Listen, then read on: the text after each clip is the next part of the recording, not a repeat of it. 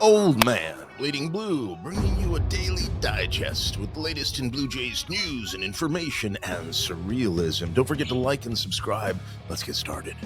Let's begin with the obvious, folks. The Blue Jays are 74-54. They're sitting with a .578 winning percentage with 34 games left to play. And the reason that's significant is because we're getting pretty late into the season. It's almost September. And if you remember the last time September meant anything, which would have been in 2015, that represents a huge step forward for the franchise. In an article in Sports Illustrated, Nick Ziegler writes about the fact that the Blue Jays have completely surpassed all expectations and are on their way to basically making the postseason as long as calamity doesn't unfold. And it's true. If you'd asked me before the season started what are the chances the Blue Jays would make the playoffs, I'd start laughing and probably wouldn't start. This was a team that was lucky if they could finish with 74-75 wins this year, and they're already there. A real testament to this team, truly. In another article in Sports Illustrated, author Kenneth T. confirms that the Blue Jays now have 4 players ranked in the top 100 Major League Baseball prospects. Now, for those hardcore Blue Jays fans at home, this is huge news. With players like Arya Nimala and Trey Yasevich getting ready to take the leap forward to the majors, the Blue Jays find themselves once again rebuilding a strong farm system while their real-time Major League team gets it done. That's huge! The Shane Bieber era is officially starting this weekend for the Blue Jays, and some fast facts you may not be aware of. Aside from winning the AL Cy Young in 2020, he also won a triple crown that year in a shortened season. He's made all sorts of consecutive opening day starts for Cleveland before the Blue Jays picked him up, and is a 2-time AL All-Star and a Gold Glove winner. He's coming off of Tommy John surgery, so there's a lot of people rooting for him. But the fact is, Shane Bieber's acquisition could easily be the straw that stirs the drink that leads the Blue Jays to postseason success. Joe Olnick of Jays Journal writes that moving Eric Lauer to the bullpen seems to be the right move, but the old man disagrees vehemently. There's no question the Blue Jays need help in the pen, and now with 6 bona fide starters, someone had to go.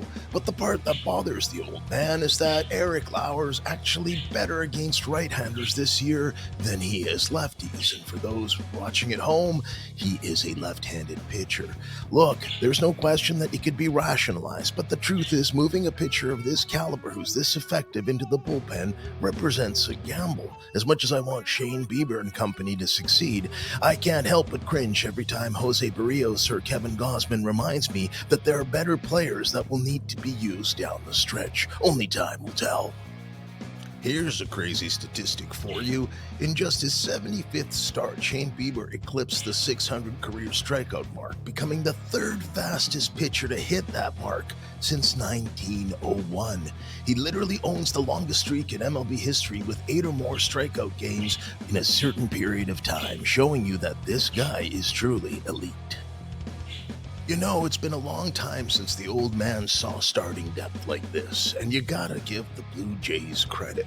When you take aside Alek Manoah's attempts to get back at baseball and Odin Francis as being someone that a whole fan base is waiting on to mature and become a force, the Blue Jays now have 6 active starters that they can say can get the job done.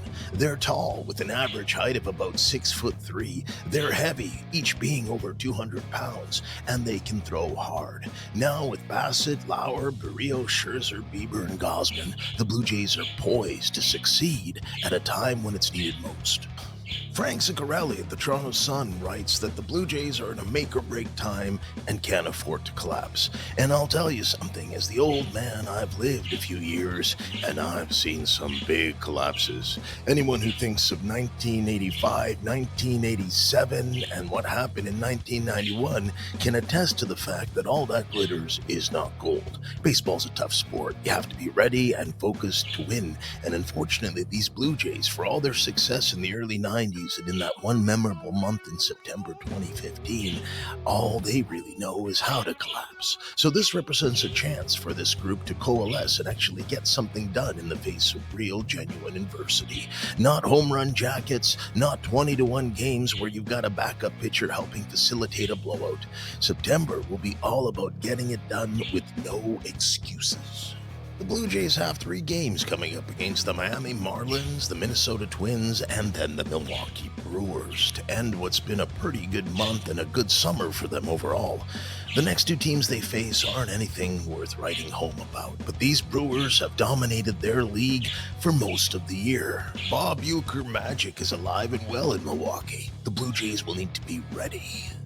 Well, that's it for today's digest. Don't forget to like and subscribe to get the old man to get out of bed and do more of these types of videos. I know you love them.